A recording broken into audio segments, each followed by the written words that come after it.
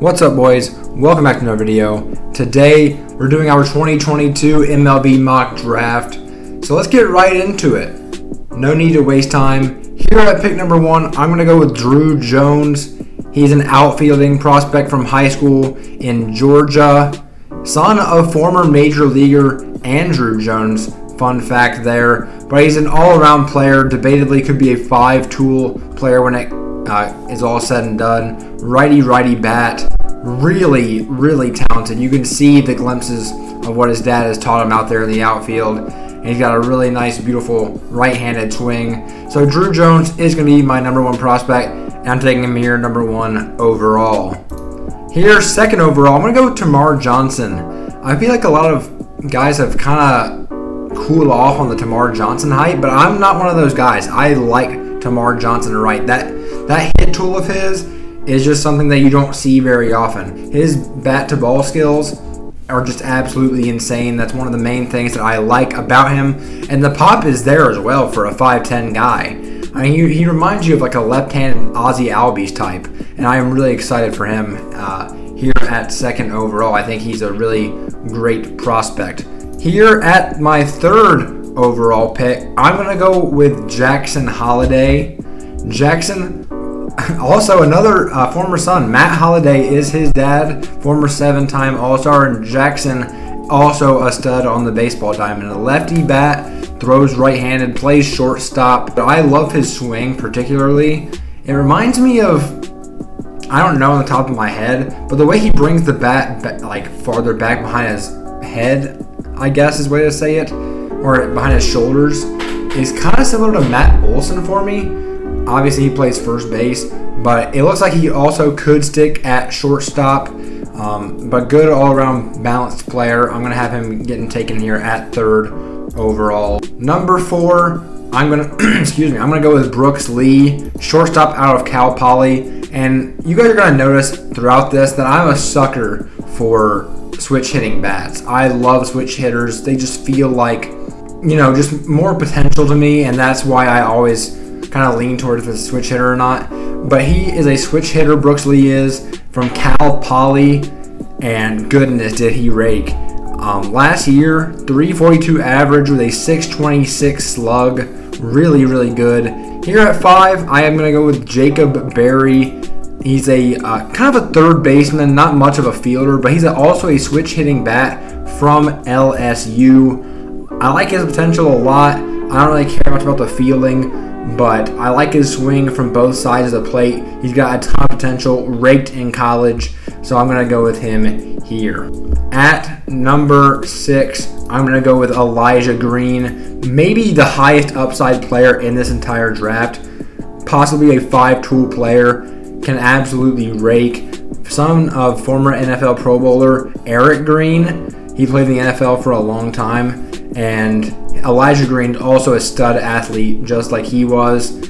I mean, the hit tool could be a little bit worrisome, his bat-to-ball skills, but if he can figure that out, goodness. Similar to like an Aaron Judge type player you got here in Elijah Green. Number 7, I'm going to go with Cam Collier, a third baseman.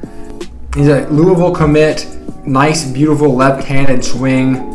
I think he's kind of a guy that people are starting to get on more and more as time has gone on, so I like him here. Number 8 overall, I'm going to go Dylan Lesko. Dylan Lesko, before his unfortunate Tommy John surgery, was widely considered by far the best pitching prospect in this draft. He right now is sitting behind Brock Porter on a lot of boards, but I'm still going to go Dylan Lesko. Nice fastball with a beautiful changeup. Got a lot of potential.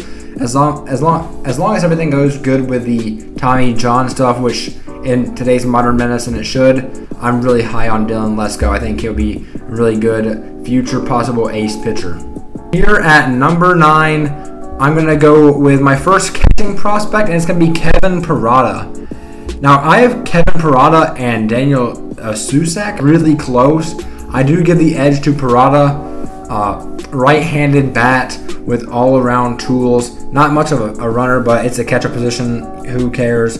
Played at Georgia Tech and was absolutely incredible there during his time. He's still only 20 years old, having gone to college. I think his swing's a little bit weird, which is why I might have him a little lower than some guys. But yeah, he's here at number 9 for me. Number 10, the aforementioned Drangelo Susach out of Arizona. Big, tall, right-handed bat out of Arizona. Similar to Kevin Parada, I like the feeling of Susach better and the hitting of Kevin Parada just a tad bit better.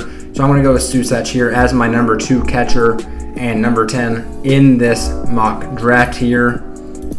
At number 11, we're going to go with our second pitcher off the board, and that's going to be Brock Porter. He has an electric fastball, 70 grade on the fastball, curveball, slider, and changeup. He throws it all. Really well-rounded pitcher, and goodness. He got Gatorade National Honor for his .41 ERA with 115 strikeouts. Insane. Number 12, we got a guy who's got a lot of potential here. Left-handed pitcher, Connor Prelip out of Alabama. Some guys thought he could be number 1 overall a couple of years ago. Hasn't gone through that in college yet, but he's got an electric slider and really good stuff. If he can just figure it all out, he's going to be a really good starting pitcher in the major leagues. Here at number 13, Gavin Cross, outfielder out of Virginia Tech. A left-handed bat with all-around tools as well. He's probably going to be like corner outfield at the next level, but he's got a good bat in the ACC. He had over 1,000 OPS in his time at Virginia Tech, so he's really talented. I like him here at pick number 13. Number 14, I'm going to go with Tucker Toman. He's one of the guys I'm higher on than I'd say probably most people are. Tucker Toman, of course, a switch hitting bat. Boy, am I a sucker for switch hitters. But he has really good, a really good swing from both sides, Tucker Toman. I like it. He's a high schooler out of South Carolina with good tools. Fielding could be questioned, but if you're putting him at third or first, give me the hitting all day with Tucker Toman. Love the potential. Love the potential of this kid. Here at 15, I'm going to go with Jace Young out of Texas Tech. His brother Josh Young, current one of the top prospects in the MLB and for the Texas Rangers. His brother's got a lot of the same tools. I'm not a big fan of his swing particularly. That's why he's a little lower, but he did rake in college, so he's here at 15 for me. Number 16, we're going to go with another left-handed pitcher, and it's going to be Jackson Ferris out of IMG Academy in Florida. Fastball, curveball, changeup mix for Jackson Ferris. He's a big, tall, lanky kid who's got a lot of potential on the fastball, sitting around 93 to 95 currently. He's an Ole Miss commit right now, but probably going to enter the draft process. Here at 17, I'm going to go Chase DeLauder out of James Madison. Probably a lesser-known prospect playing at James Madison, but boy, did he rake there. 437 average with 828 slugging percentage in his time. 6'4", 235. He's a ginormous kid. And here at 17, you might think the level of competition could be a bit of a translation, but I trust the process here and I'm going to go with him at 17. Number 18, I'm going to go with Jordan Beck out of Tennessee. Probably the best player and the best team in college baseball last year. You do worry a little bit about the hit tool, but everything else is there for Jordan Beck. Probably going to be a corner outfielder, if I had to say, at the next level. But I love his potential. I'm going to take him here at number 18 overall. Number 19, I'm going to go with Justin Crawford. The pop hasn't quite developed for him yet, but he's got all the other tools to be a great outfielder, and I think he can play in center field. And the hit tool is pretty decent as well. Lanky, got to put some muscle on so he can get the pop, but that will come for Justin Crawford, I believe. Here at number 20 overall, we're going to go with Brandon Berrio, left-handed pitcher out of American Heritage, but electric fastball, good potential here with a slider and changeup as well. Number 21, Zach Neto out of Campbell University. Another one of those small college kids, but boy is his hit tool there. 4.03 average with a 7.51 slug in his time at Campbell. Also participated in the Cape Cod League where he was good. Righty, 21 years old. I like the potential of Zach Neto. Number 22, I'm going to go with Kumar Rocker. Kumar is a really intriguing prospect. He was drafted very highly last year in the top 10, I believe, by the Mets, but he did not pass his physical. Things just fell through, and here he is back in next year's draft. So it was a really confusing situation, but he was a stud at Vanderbilt. At one point considered a #1 overall pick worthy kid. But he is ginormous on the mound, and he's got some electric stuff and a ton of potential. So I don't know why you wouldn't take him in the first round here. I'm not sure exactly what the concerns are with him, but if those things can all pass off, then he'll be a great prospect. Number 23, we're going to go with Cooper Herpe out of Oregon State. Left-handed pitcher with a weird arm slot, kind of similar to like a Chris Sale arm slot, but he's got a pretty good fastball, curveball, and changeup as well with good control, and was good for Oregon State during his time there. And I don't know, look at this. I don't know how anyone ever gets lefty hits against this guy. Absolutely insane, and I like his potential here at 23rd overall. At number 24, I'm going to go with Andrew Dutchcan. I'm just going to say Andrew D.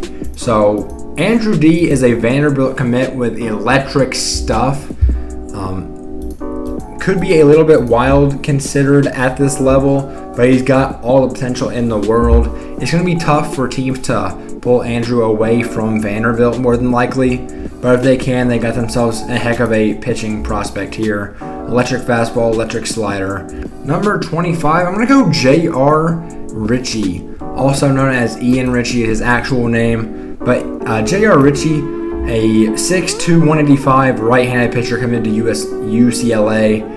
60 fastball grade, curveball, slider, and changeup. So he's got 4 pitches right now in his bag and can touch 97 on that fastball. A lot of potential here for J.R. Richie. Now 26, we got a very intriguing prospect, Ben Joyce out of Tennessee. Touches 105 to 104 on his fastball, which is absolutely insane. Got some decent off speed as well. A lot of people widely consider him as a reliever, which I don't disagree with, but you could be looking at one, if he develops, one of the best relief pitchers in the game, if he can make it to that level, kind of similar to Jordan Hicks. Like electric stuff. Here at 27, I'm going to go with Malcolm Moore, catching prospect out of high school. Lefty bat from the catcher position. Very intriguing to me. I like his swing a lot. Look at that full, just complete swing that he has on him right there. Good hit and power. Not the greatest of fielders. We don't know if he's going to stick at catcher or not, but I honestly think he's a good enough athlete to develop and stay there at catcher and be really good for whoever drafts him. So I have him here at 27th overall in the mock draft. Here at 28 overall, I'm going to go Owen Murphy, right-handed pitcher out of Illinois. Also can pick up the bat a little bit and swing it, but primarily probably going to be a pitching prospect for whichever team wants to pick him up. Very young, born in 2003. He's a righty with fastball, curveball, slider, and changeup, and just an insane athlete. Obviously, he can play the field as well. Owen Murphy is here at 28 for me.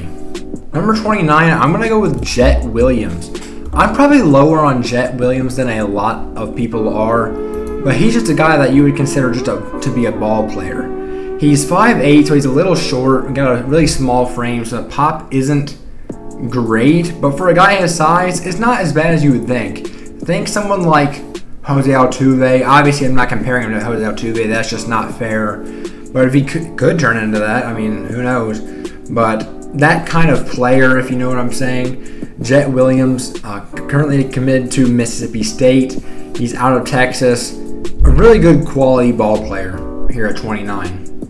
And at 30, maybe the most intriguing prospect in the draft, Drangelo C. I'm going to call him Drangelo C. He is a ambidextrous pitching prospect out of high school. He got a 90-mile-an-hour plus stuff from both sides, and his stuff is pretty nice. It needs a lot of work. He's probably a guy, if you did pick him up, and he'd probably be 4 or 5 years in the minors before he'd be ready for the pros.